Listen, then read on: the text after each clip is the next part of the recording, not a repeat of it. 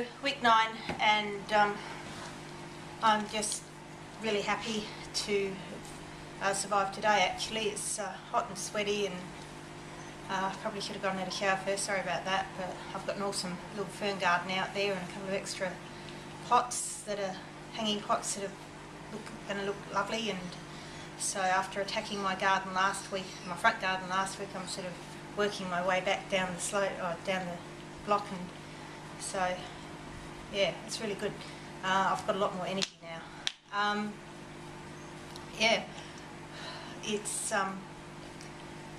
weird being week 9 actually, isn't it? It's so close to the end, and it's sort of like, it seems yesterday that I started this, and it's like, whoa.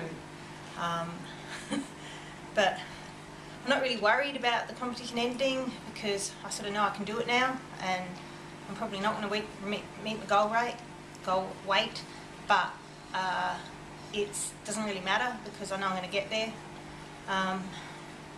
One thing SureSlim has done for me is it's empowered me. I've got a lot more mental toughness now. I'm not giving up like I used to. I mean, I've had a pretty rough 9 weeks, to be honest. Stress situations have been coming out of my ears. So I had been in and out of hospital with my daughter with an undiagnosed complaint. I've applied for a job and lost it to somebody I really don't think should have won it over me. Don't we all? But still. And realistically, in the past, I would have just gone on a binge like you would not have believed. I would have felt better by not eating one Tim Tam but an entire packet of Tim Tams, or an entire family block of chocolate, and there are people out there that can attest to it because I've seen you do it. And yeah, I just don't crave sugar anymore, and I've worked out how to get through the stress just in different ways. You just cope. I go for a walk, I vent, I distract myself, even in situations where you can't run away, so to speak.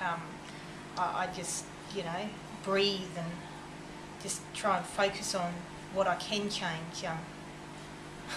My grandma always said to me that you never worry about stuff that you can't change, and you never worry about anything that's not going to matter in 50 years' time. And so I'm sort of living a lot more on that, and I'm a lot more relaxed about it. So yeah, it's good. I don't know, what else can I tell you? I'm a real size 16 now, and by that I mean I'm wearing ones that are actually tailor-made to a 16, not ones with the elasticized waists. I'd like to be able to tell you what I was when I started, but to be honest, I really don't know. I think if anybody had asked me what size I was back then, I would have said it's a size 18, and I would have been fooling myself, and I possibly knew that but never even really want to admit, because 18 to me was the biggest I could ever get. But realistically, if I wasn't at 20, I was at 22.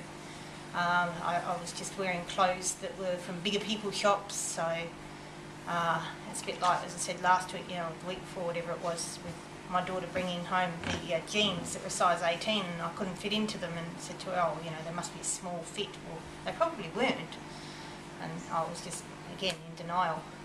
But so it's good to be into clothes that I haven't worn for a century, and I don't know what's scarier, the fact that I haven't worn them this century, or the fact that I've kept them.